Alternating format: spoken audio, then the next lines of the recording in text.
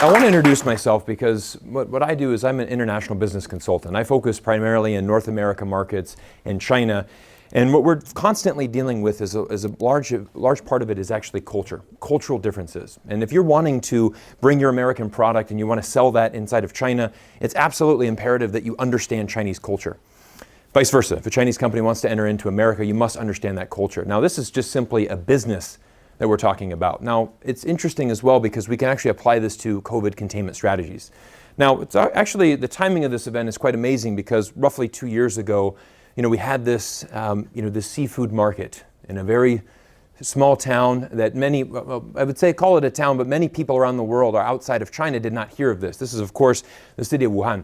Now, Wuhan is actually not a small town. It's actually a very large city. And just to give some comparison, the population of Wuhan would approximately be 3 times that of LA. LA being our second largest city here in America, spread over a geographical area that's almost 5 times the size of London. So this is a very large city. Now, we don't have many cities like that in America that can compare on that size and that population. And this is quite interesting for China because, again, this was the point of amplification, Wuhan, that seafood market. This is where we really saw the first cluster and explosion of COVID cases happen. And China was put in a very interesting spot because they're the first mover. They got to decide kind of how are we going to react to this. And China responded very quickly. They decided to lock down the city. And this was really something that we've never really seen in recent modern history, to just lock down the city overnight. And this was really quite amazing. And again, because China decided this, this is how other countries around the world started to also respond.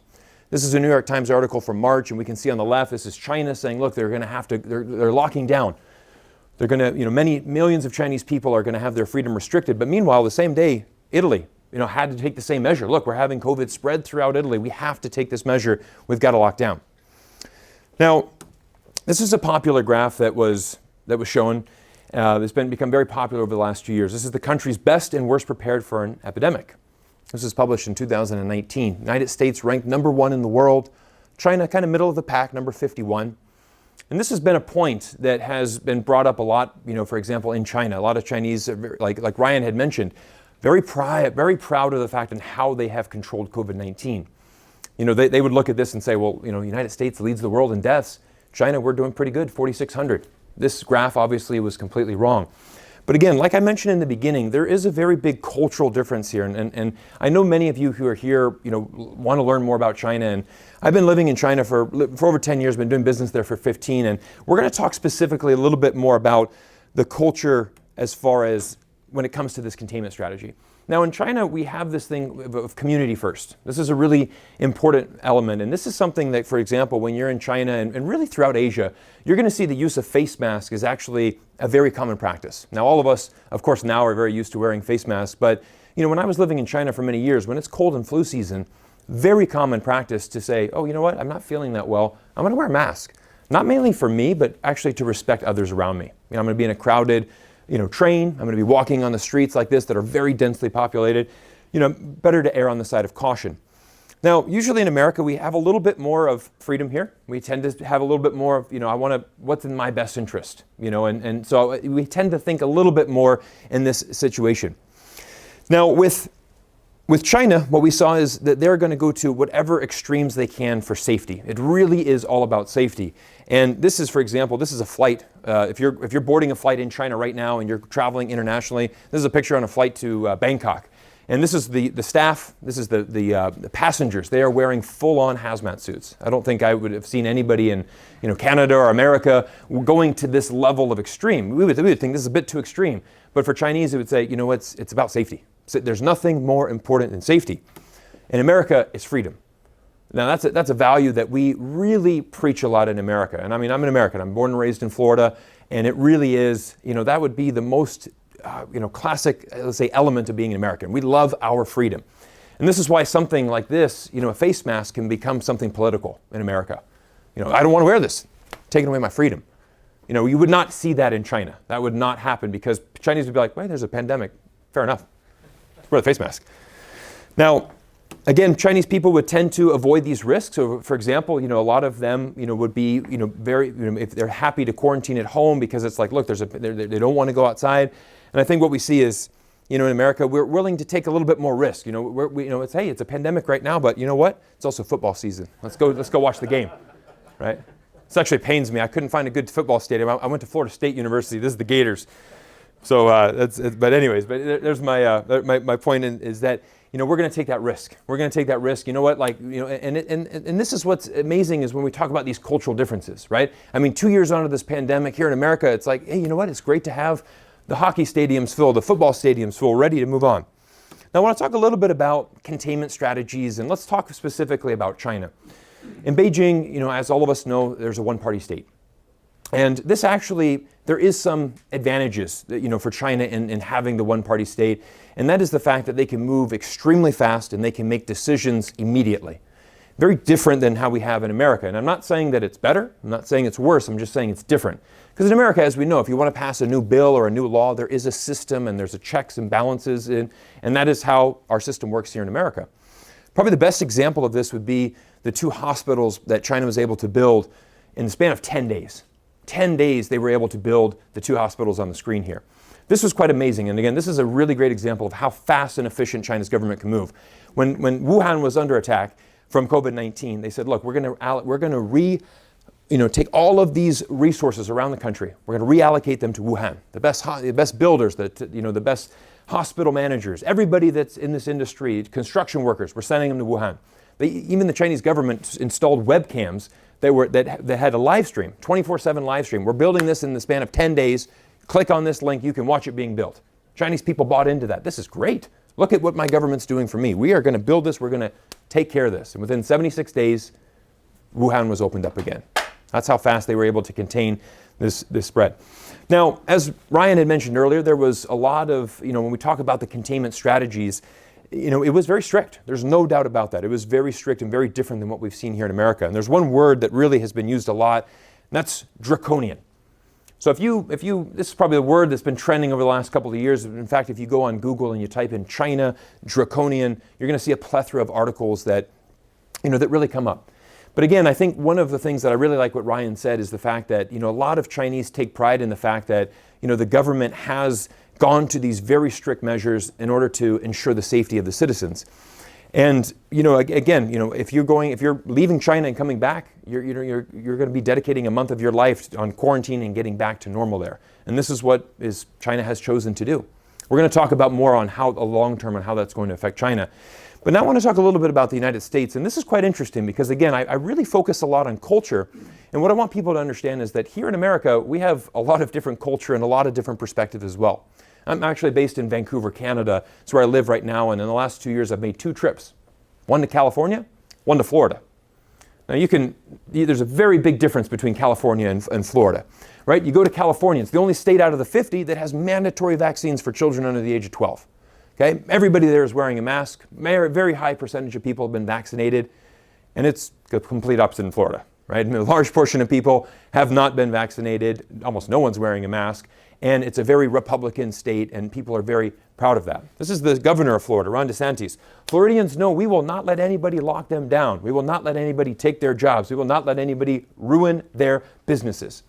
Now again, people in Florida, they absolutely love Ron DeSantis. They love when he speaks like this, and this is the policy. Now, Ron DeSantis could not get elected in California. People would not buy into that, and it's a different culture. Chinese people would not be buying into this. Chinese people are, actually studies have shown in the last 2 years, more Chinese people are actually trusting the government in China because they've seen the results. Like, you've handled COVID really well. We're very happy with this. Again, safety, number one. Err on the side of caution. Safety is number one. What's quite funny is when I told my friends in Canada, hey, I'm going back to Florida for Christmas, one of my friends even sent me this meme. That's Florida. You must never go there. They had this perception even in Canada. You're going to Florida? Are you kidding me? There's going to be bodies everywhere. No, it's okay. Florida has a different approach, but it's going to be okay. The interesting thing is when we look at Florida, the thing that most Floridians are worried about right now, it's not COVID. It's actually that Ron DeSantis is potentially going to be a top candidate for 2024. They don't want to lose him. They don't want to lose him to the presidency because he's like, you've done so well, keeping Florida open. And that's the culture that is, present in Florida today. So again, I think if we really look at the cultural difference that we have here in the United States, you can see that it's very different. And of course, it's going to be very different than China. And that's really a lot of what my job does, is I really focus on cultural differences. Now, as Ryan mentioned earlier, we look at the difference in the deaths, right? This is as of yesterday. USA over 960,000, China roughly 4,600. And this is something that a lot of people are, even these numbers would be debatable. For example, some people would say, that this could be questioned. But I want to highlight on what Ryan said, and this is something that is really important, and this is what kind of the meat of this topic is this media battle that we see in. And this is both sides. We've got to be very clear on this. This is China's side and the United States side. On the left, you have an article from Global Times. This is Chinese state media talking about Fort Detrick, right outside of Washington, D.C. China is preaching, look, COVID-19 originated in America from a lab leak. The United States doing the same thing. Look, it originated in Wuhan from a lab leak. And I think what's really important is what I really like to focus on is, let's focus on the solution. We got to focus on the solution. We got to focus on how do we work together, because we need to have these two countries coming together. And I do want to briefly highlight a little bit about how media can somehow change our perception. This is a really interesting case study here. This is an article that was published by the New York Times in March 2021. China has approved its 5th COVID-19 vaccine, and it's made from the ovary cells of hamsters. Now, take us back to 2 years ago, okay? And we remember, we're thinking, okay, this Wuhan seafood market, Chinese are eating weird things. This is how this entire thing happened. So an article like this is going to contribute very negatively to how Americans are perceiving China and Chinese people. Like Ryan had said, there's a huge rise in anti-Asian hate crime, over 300% because of, this entire political battle. Now, the interesting thing is this was a top leading biologist who said, this is such an irresponsible, soft, racist headline. This is the key point. Hamster ovary cells are how labs all over the world make proteins. I repeat, this is universally used. Not only that, they were developed in a Boston lab. Americans invented that technology back in 1957. Stop implying that the Chinese do weird things with animals. This is a really important thing. If you look at this article today, New York Times has now updated that article. They took that line out because they got so much negative feedback on that. But of course, you can see kind of how media works these days, because again, that's not a very clickable headline, right? Okay, there you have a new vaccine. Add in that hamster ovary cells, that's clickbait. That's going to make you think things. And that's how, unfortunately, our media on both sides of the table work. Now, I want to talk a little bit about something that's really important, and that is going to be, I want to just briefly touch on this, and this is just the origin of COVID. This is Dr. Michael Ryan from the HWO, and he's talking specifically about that Wuhan seafood market. Not all of the cases in that initial cluster can be linked directly to the market, so it's really a point of amplification. And I think it's really difficult to know, like, where is patient zero? Where did this entire thing start? Even many articles from around Western media publications, from Forbes to Global News in Canada to The Guardian in the UK, could COVID-19 was traveling around the world in 2019 at different places. So again, I like to focus more on the solution, right? We have to get the United States and China, the entire world working together in this. And one of the events that was really quite amazing that just concluded last week was actually the Beijing Olympics. And I want to give China some credit here, because this is really actually a pretty amazing accomplishment that they were able to do, is be able to host an Olympics and keep all of the athletes safe. And this is something that is really good about China's COVID policy, because they have some very strict measures, but it's very effective as well. This is Team USA snowboarder, Aaron Blanc. This is what he said. As far as for China, being here for Beijing, they've honestly done a stellar job with the whole COVID protocol. I didn't know what you'd expect. Being stateside, you kind of heard some pretty bad media, and that's false. It's actually been phenomenal. Everybody from staff to COVID testers to accommodation, it's probably one of the better Olympics that we've been to. Now, I want to be very clear on my message right here, as far as China has done a very good job, but I'm also worried for China in the future. Just last week, there was an article from the American Chamber of Commerce in Tokyo. And there is a tremendous amount of Americans that are, leaving Tokyo right now because of even in Japan, these COVID restrictions. And the Chamber of Commerce said that only 3% of their jobs can be filled by the local talent in Tokyo. Now, I'm going to apply that same kind of logic to China. Right now, we have actually, because of this strict COVID policy, we're seeing a huge exodus of expats. American expats, people from around the world, they are leaving China because it's so difficult. It's so difficult to live there with the restrictions and not being able to travel back and forth. As well, as Ryan had pointed out, China's done a very good job of selling this idea of zero COVID, And it's very difficult to deviate from that. It's very difficult for China to say, you know what, we're going to open up. I would guarantee you right now that if the government of China said, we're going to open up tomorrow, I bet a lot of Chinese people would be like, no, no, no, no. It's still a pandemic. Let's err on the side of caution. Safety first. We don't need to open up. We're okay. But in the long term, what is that going to look like in their economy? Again, you need to have these expats that are coming in. For example, when I lived in Shanghai for many years, I'm actually a dual citizen, United States and Germany. I was very involved in our German community. We have a tremendous amount of engineers in Shanghai. And all of these engineers are working on huge infrastructure projects. They're working with amazing companies. The best mix is when you have this amazing German engineering talent mixed in with local Chinese. You have to have both of that in order for these industries to expand. So I'm worried for China in the future, to be honest. I'm worried, what is the exit strategy for China in this? I mean, this is a report that came from the EU Chamber of Commerce in Hong Kong. Hong Kong COVID isolation could last till 2024. I mean, that's 2 years from now, 2 years.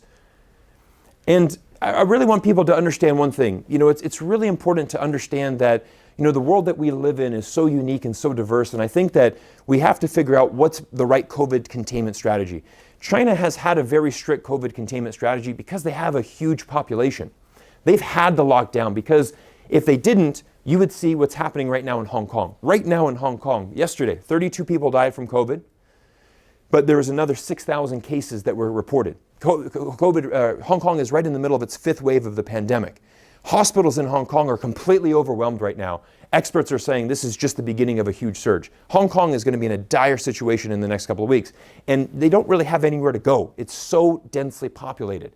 And this is why China has had to, they're really caught in a hard place. They have to kind of lock down to have, the betterment, for the community, but also it is going to, cause a lot of damage to their economy in the long term, potentially. And that's something we're going to have to look at. But I want to basically conclude this as, well, let's talk about America. On my 2 flights from Vancouver, Canada to get here to Nashville, the airplanes are completely full. The stadiums are filled here. There's a big sense of relief, here in America is what I've seen. I've known a lot of people over the last few months that have personally gotten COVID. I actually did go to Florida and get COVID when I was there. But it was, so maybe I should have heeded the advice of my Canadian friends. But the interesting thing is that when, we're moving forward and there's a sense of optimism. And I think that is the one thing that we have here in America that is so great about this country.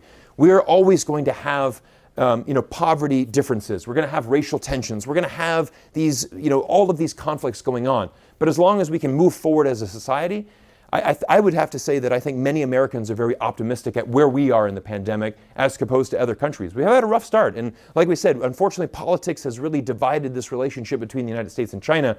But again, we need to look forward, to working together. And that has really been my message. And that is my message that I continue to preach is when the United States and China work together, our entire world is going to win. So thank you, everybody.